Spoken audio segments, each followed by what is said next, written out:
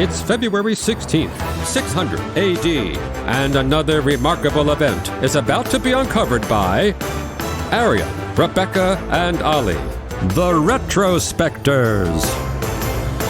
By 600 AD, Pope Gregory had been on the papal throne for a full decade, decreeing this and sanctifying that, but it was on this day that he made arguably his most significant contribution to history when, according to some historians at least, he issued a papal edict ordering everyone within earshot of a sneeze to immediately issue a short, 3-word prayer, and those 3 words were, of course, God bless you. I mean, he did invent the Gregorian chant as well. I'm not sure if Catholics would agree that this is his most significant contribution. I just feel like the nature of Gregorian chant is you can't really single-handedly invent it. Yeah, that's true. It's a team effort. It was all major keys before then. Welcome to the church, have a pew. That's how it used to begin. Weirdly, though, he wasn't responsible for the Gregorian calendar. That was a different Pope Gregory, someone who came later on. He had a lot on his plate with the whole sneezing and the Gregorian chanting. That's true. You know, we can't expect everything. Yeah. I suppose the sneezing thing is interesting, though, because I think your average man or woman in the street, I'm going to expand on my own experience and assume everyone identifies with me, that's how I work, would say that God bless you, if you said, where does that come from? They'd probably know enough. Because you hear about ring a roses, don't you, and that whole a tissue, we all fall down thing coming from the plague. I think they probably know enough that it was rooted in the history of a horrible illness. But I think they probably would think that it was the plague. But actually, this is 500 years prior to that. So it was a plague. This was part of the plague of Rome, which kind of went on and off during this period. And actually, Gregory I's predecessor had died in 1590 of this very same plague. And although we don't have any documented evidence of Gregory compelling the faithful to say, God bless you, he was definitely interested in anti-plague measures. One of the first things he did was organise a 3-day procession through the streets of Rome, ending at the Basilica of Santa Maria Maggiore, to ask for the Virgin Mary's protection and deliverance from the plague. Although, according to the chronicler Gregory of Tours, at least 80 participants in the procession died of the swift-acting disease in over the 3 days. Gregory believed he saw a vision of the Archangel Michael sheathing his sword atop what was then the Emperor Hadrian's mausoleum, later renamed. If you go to Rome now, you'll see it as you go over the bridge. It's called the Castel Sant'Angelo, the Castle of the Holy Angel, a sign that God's wrath had ended, he believed. And whether or not you believe that, that particular plague wave then did die down. Herdos immunitus. David Myers, who's a professor of history at Fordham University in the States,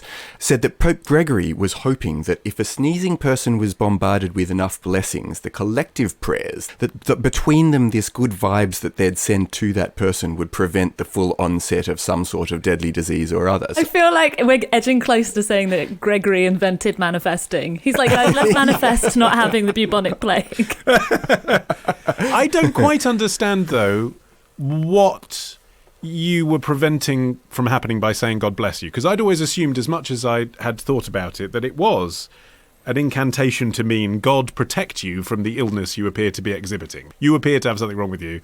I hope you don't die from it. That makes sense.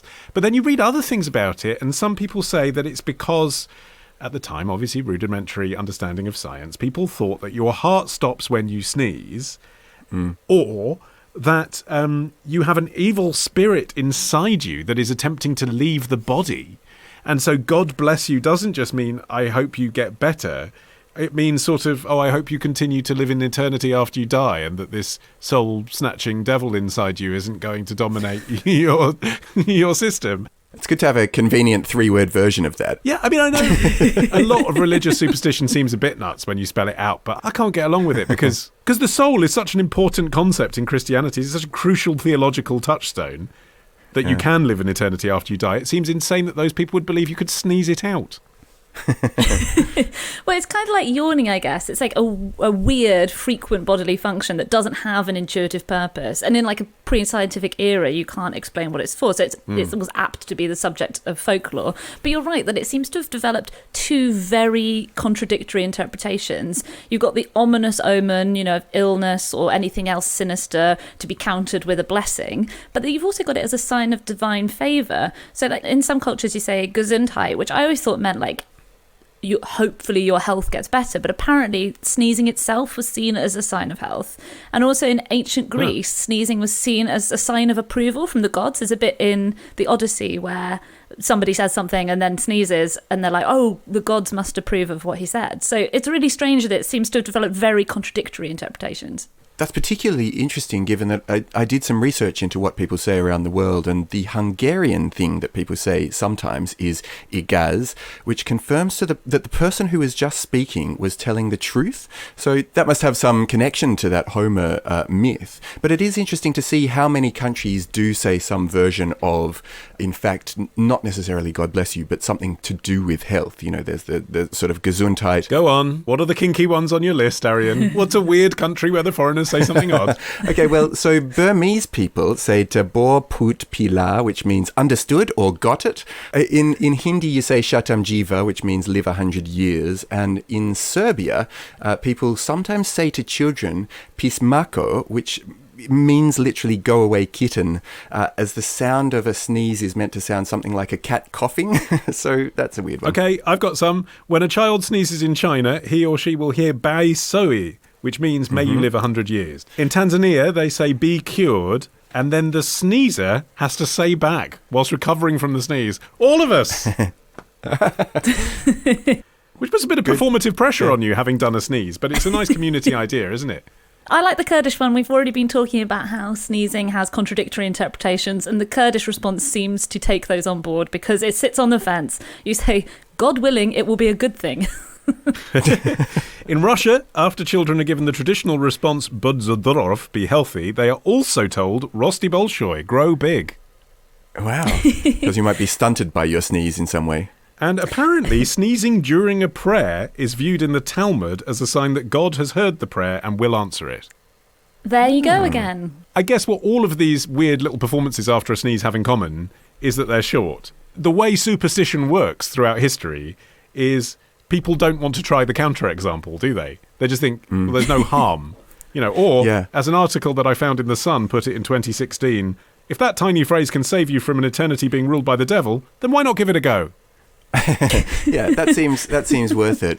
I mean, there was a more sort of prosaic explanation given by Frank Farley, a psychology professor at Temple University, speculating on why we do this, why we say anything when someone sneezes, and we don't, for example, when someone coughs. He was sort of speculating that there's a few things going on there, that it's a conditioned response, that because people say thank you after someone says bless you, then it serves as a sort of reinforcement. There's a social contagion explanation, or one of the things I liked was the idea that it's a version of micro-affection, like the opposite of a micro-aggression, that when you share that moment with someone and someone says to you, you know, like when you sneeze on the tube or whatever and someone who you don't know says bless you, there is a nice little shared thing that goes on there. So I think there is some sort of social either pressure or sort of, I don't know, extension of friendship that's going on in this exchange. But also it's worth considering the counter, isn't it? Because if you don't say anything, there's a moment of awkwardness. Yeah. Like, I sometimes go to a steam room and I lie down and I put my legs in the air to stretch out, and the vacuum caused between my lower back and the plastic of the seat emanates what sounds like a really wet fart.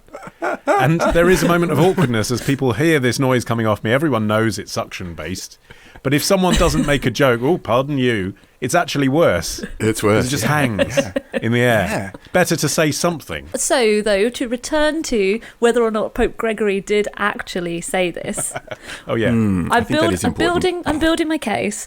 One thing we know is that he did like omens, and the form of omen that he liked particularly was puns. There is a historical account of him abandoning a journey when a locust landed on his Bible, which he interpreted as a divine message, because the Latin for locust is locusta, and he read it as loco sta, meaning stay in place, and decided to turn back and cancel his journey. I mean, the simplest explanation is probably the right one, isn't it? Which is to go back to the prehistory of the plague around this, and specifically the plague that it was, which was the plague of Justinian in 541. Second shout out to the Emperor Justinian on this show in 2022. What's up, Justinian? He'd love this. Which was a particularly grim one. Procopius says it was killing 10,000 people per day in Constantinople alone. You know, there was no room to bury the dead, bodies were left stacked out in the open, funeral rites were left unsaid. That was a pretty serious event, and the Pope needed to rise to that and say something. And, like, popes are good at saying, God bless you. I mean, it doesn't seem That's true. That preposterous an explanation, does it? I do still think organising a big rally outdoors when there's some sort of an airborne plague going on and packing people tightly into the streets is not the best policy to deal with this thing. Pope Gregory, super spreader. Yeah. Tomorrow. Dye wool, weave cloth, design or construct a machine, navigate a ship, or command an army. Wow. Love the show? Support the show. Patreon.com/retrospectors. Part of the Acast Creator Network.